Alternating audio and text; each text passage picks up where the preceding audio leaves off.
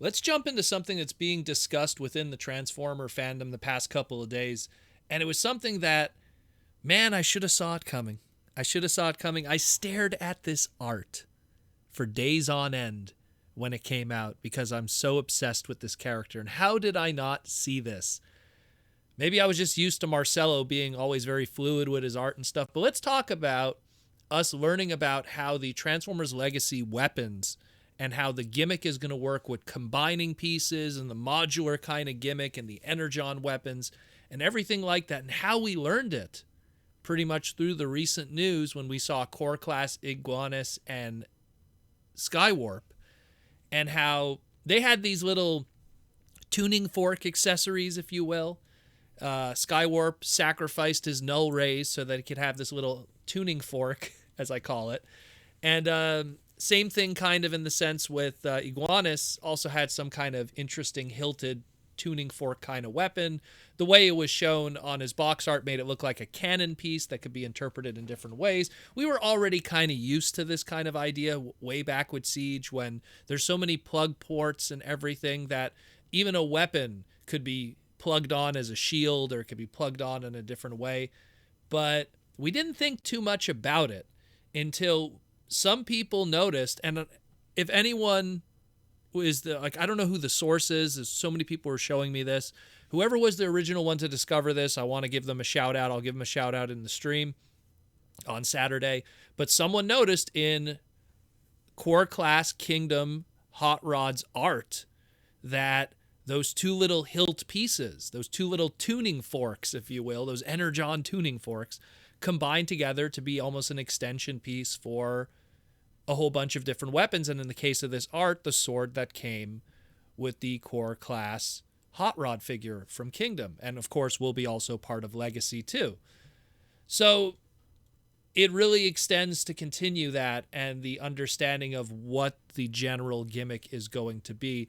Now, we touched on it briefly when Legacy was first announced a while back, that, oh, okay, there's going to be all these Energon kind of based weapons that are going to come with our deluxes, except for the combiner limbs, it seems like. But like from what we've seen thus far, RC, Skids, Bulkhead, even our Laser Optimus Prime, they come with all these little clear weapons and accessories. Even our blaster, Eject, was given the clear kind of scheme instead of a solid plastic to kind of keep up with that, Energon, energy, accessories, they all have this clear kind of color to it.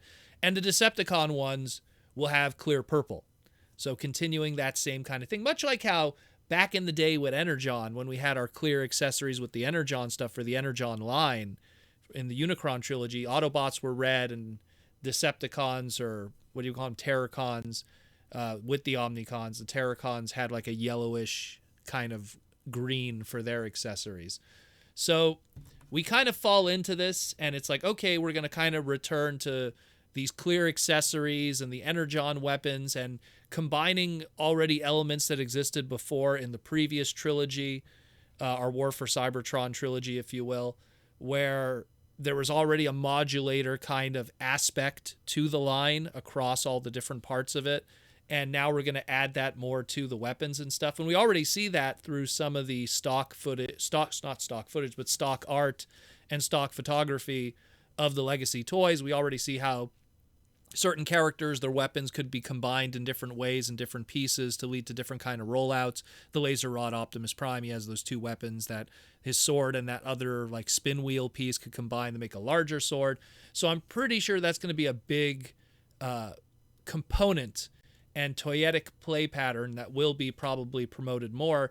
Not to mention the fact also that it's probably going to be also a big play pattern with our commander class, with our Menasor, where we have probably all the weapons, and this has been done traditionally a lot of times with combiners, where all their weapons combine together to make some kind of super weapon. So I see that's probably going to be a thing too with Menasor, with the commander class and the combiner teams, and it makes sense. Just makes sense to me. I like what I see. I like that we're continuing with having a fun kind of play pattern and having modulator stuff, because a lot of creativity comes out of that. I loved the fossilizers. Retail didn't love the fossilizers. If there's going to be leftovers that we're going to talk about from Kingdom in the long-term future, it's going to be the fossilizers.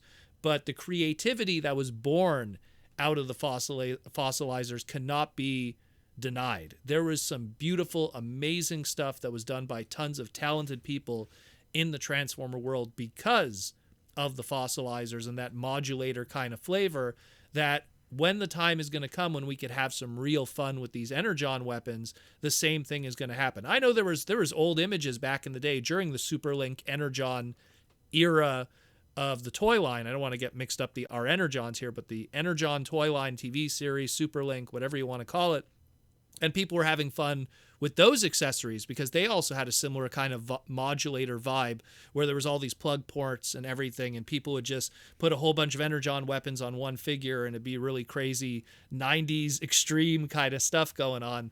But I really dig what I see. I think it looks fantastic, and hopefully we get some more information on this, because already we've seen the packaging, and the packaging doesn't really talk too much about it, especially on the copyright and the cross-sell and all of that kind of stuff. So maybe the instructions will flesh it out more. Maybe we'll get a Fan First Friday or a Transformer Tuesday or some kind of streaming thing, or Hasbro PulseCon, that one of the designers, maybe Evan or Mark, will explain more what's going on here and that kind of thing. But at the end of the day, I dig it. I think it looks really cool. I should have seen this. I should have seen this myself. Again, you guys have no idea how much I was staring at that art when we first learned about Core Class Hot Rod and we saw the packaging art, and I was like, man, that's some good looking art there. That's some Studio Ox head sculpt art there. That's some beautiful art. And at no point when we learned about the tuning forks from Iguanus and Skywarp did I go back to the art and go, kind of funny how the sword doesn't match the art. But I guess maybe that's just Marcelo, just having a more free flow kind of art style when he does the box art for Hasbro. How wrong I was.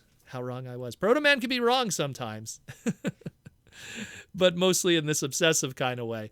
Either way, guys, this is interesting. Hopefully we learn more information and we have a better idea of how the toyetic gimmick will work with Transformers Legacy.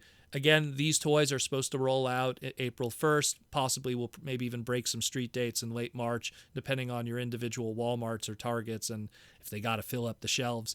But I know that my Toys R Us people have told me that they started already showing up in the stock rooms, and they have this big saran wrap wrapped around it saying do not open till April of 2022. So just keep an eye out, guys, and we'll see what's going to be happening soon. And I hope you have some happy hunting and you find some good stuff and you take care of yourself in this crazy world that we're in.